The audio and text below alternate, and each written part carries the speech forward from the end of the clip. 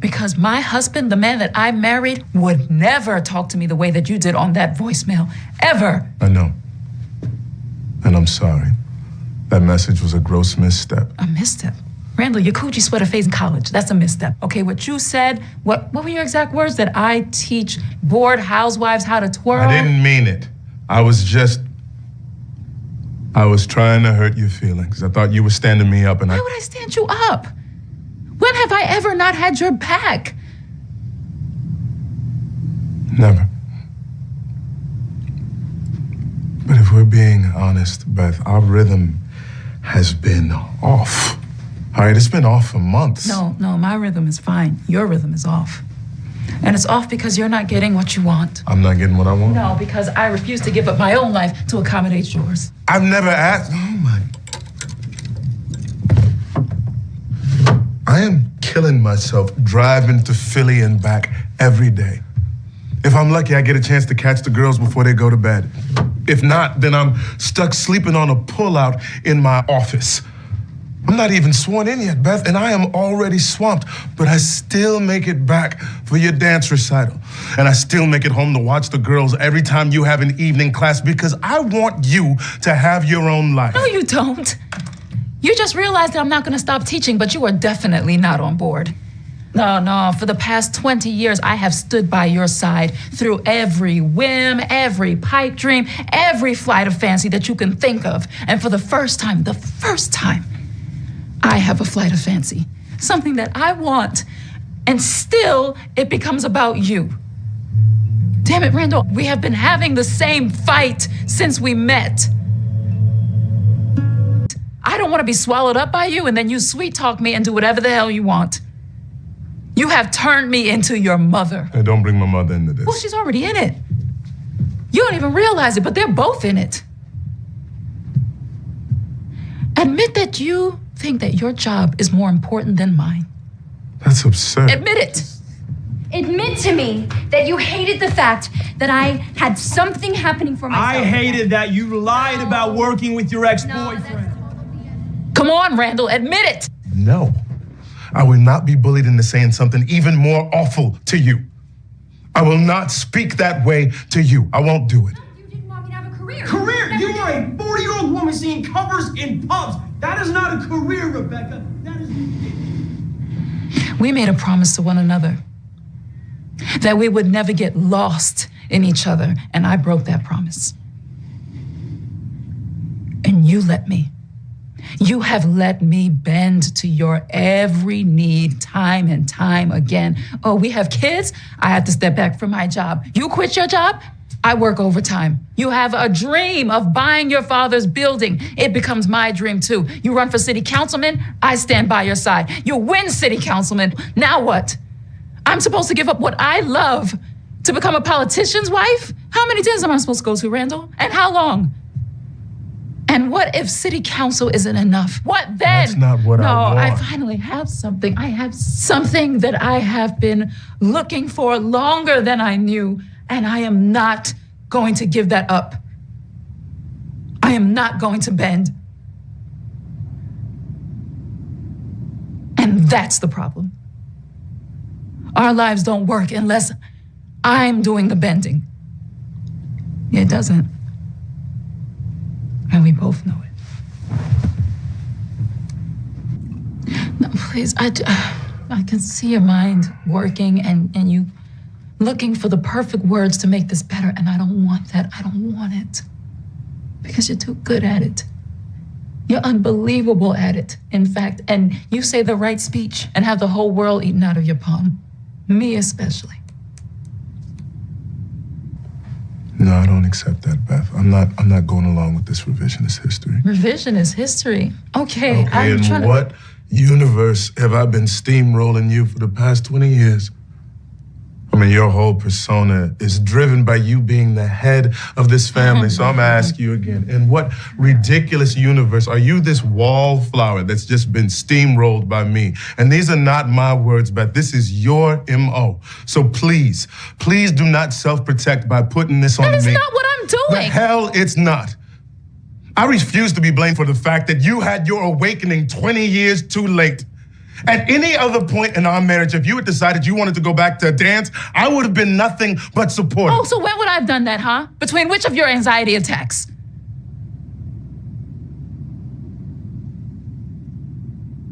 I'm sorry, I shouldn't have. I did not mean.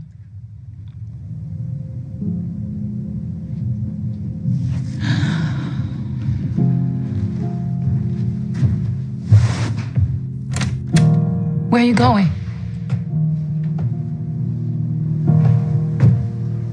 To Philly. So I don't want to be in this house with you right now. It was good news for you, I guess. I'm all out of speeches.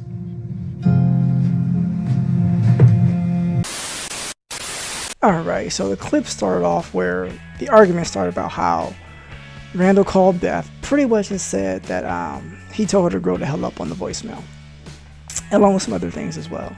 Pretty much her phone died, so she couldn't call him back. But my thing was, if you know your spouse's track record, if they are always there for you, whatever thing is going on, and they happen not to be there for whatever reason or show up late for something, wait to speak to them, not jump to conclusions. So as you see in the clip where she was like, when have I never had your back? And he was like, never. So that right there, I would never get at my wife like that if I know her track record is always good. If something should happen, I'm like, okay, once whatever event or thing passes, I'll reach out to her like, okay, what happened here? You know, and let her explain. And most likely there's going to be a good, reasonable explanation for it. One thing I did not like, there's a few things I like, some things I didn't like, as far as like in this clip, as far as an argument between a married couple.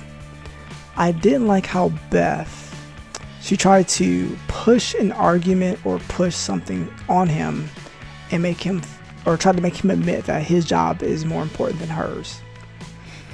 Because he's like, I'm not going to be baited into saying anything worse to you than I already did. I completely understood that. And I like how they were not yelling as far as like most couples do when they get into an argument. And I do like how they were hearing each other when they're speaking back and forth. No one's cutting each other off. They're not yelling or talking over the other person. I did like that. One thing that Beth mentioned, where she listed everything that Randall was doing prior up until this moment, like all the things he wanted to do, all the little pipe dreams and stuff like that. She initially had an issue with that, but she didn't stand up firmly enough for herself and kind of went along with it, even though some of that stuff they shouldn't have done to begin with, but she went along to get along. And now it's like it's all coming up and he's hearing this for the first time. And there's other things where he said, I'm doing this regardless. And you just wrap your head around it, stuff like that. So this is where that part came about. And one thing I do like that she mentioned, where she knows herself well enough where he can kind of sweet talk her and kind of get his way. So this is another part where the fight is about. So I do like how she knows herself well enough. Because if you know your spouse can talk you into certain things or get you feeling a certain way after they made you upset or whatever the case may be, and kind of get their way, it's good that she's self-aware and kind of called him out, say, don't even try it, don't do anything, don't say anything, I'm not in the mood for it right now. The part that bothered me the most, where I felt like it cut an artery, is where she said, called him out for his anxiety attacks. That is a button she knows she should not have touched. When you're married, as long as they've been married, you know what button's going to set someone off. And I felt a certain way, because I can relate to Randall in certain ways. Like, I have my own thing, right? And then if my wife ever say anything to me in that aspect, I'll be like, oh. Because that type of scene right there,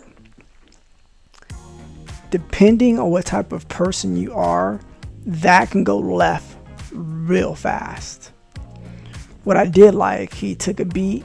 It's like, oh, she said this to me. Granted, he kind of started it, but I like how he's like, took a deep breath, like, you know what, I'm out, and walked out, because that can go left real fast and that can end up in a divorce. or worse. And this is what I always say, when you're in this type of argument, if you know you're heated to a certain level, take a beat, take a day, take a couple of days to calm down so you can articulate what you want to articulate without pushing someone's buttons before you saying something you should not be saying that you cannot take back. So, I'm going to start with a positive, okay? I like the way Randall and Beth talk things out. There's no yelling. There's not a sense of an argument escalating. They just keep it nice and level. That's very rare. I try to do that with my wife, but after a certain while, it doesn't always end up that way. I'll keep my cool, okay? I'll say that, and then my wife gets animated because we may get to a point where we both feel we're not being heard. But that's always, I feel, a good way to continue the conversation. Now, early on in my marriage, I am guilty of just jumping to conclusion and also acting on it, not being kind per se, just throwing shade, throwing a few jabs in there. That's not good, okay? And I'll tell you that right now from experience. That's not good. I stopped doing that. And then it took me a while, but now I realize, all right, if something's not going on and there's no explanation, like nowadays if I call my wife and she doesn't pick up right then and there, and it may take a while for her to call me back, I don't jump to conclusions. I'd rather wait to hear her side of it. And most of the time there is a reason why. So I don't allow myself to work myself into a lather per se just because I don't know what's going on. Nowadays I wait, and it's worth the wait, especially if you care and love the person and you love your marriage. That's really the way to do it.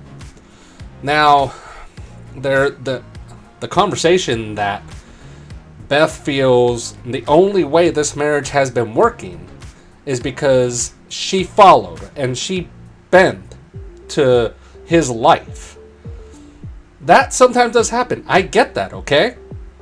So, I understand that, but I do also have an issue with her saying the other part, which is, you let me.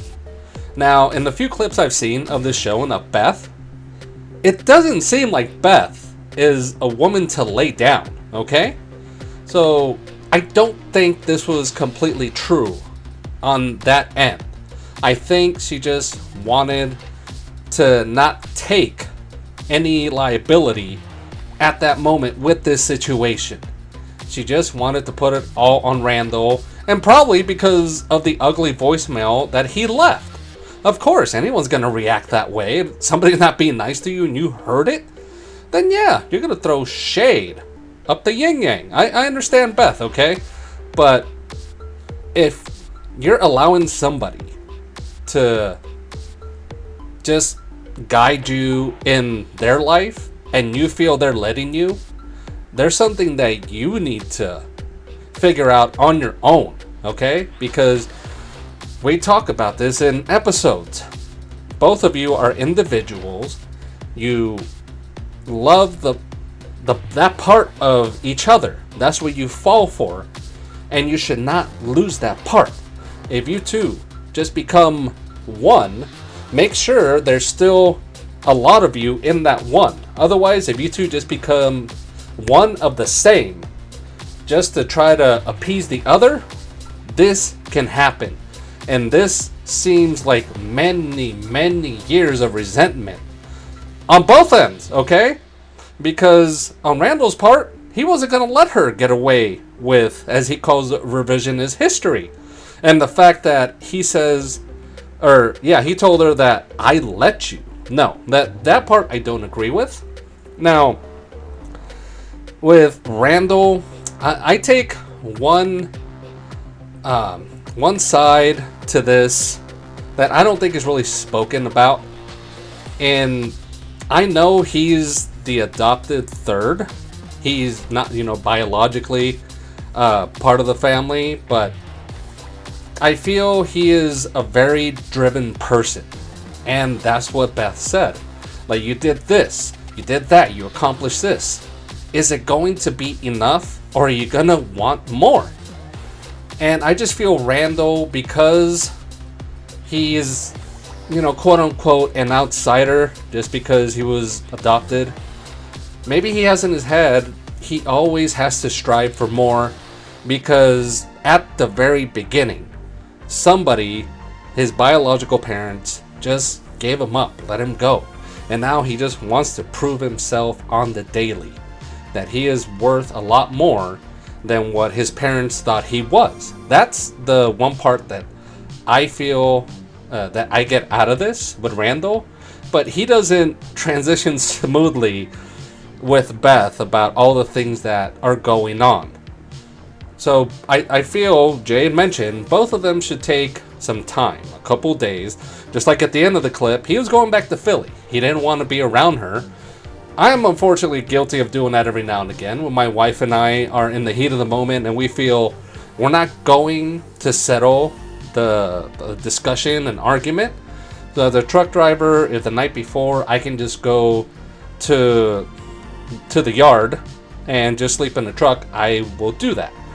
Not because I don't want to get it settled, it's because I see it's not going to get settled. And it's best, and more so on my end, I feel for the kids.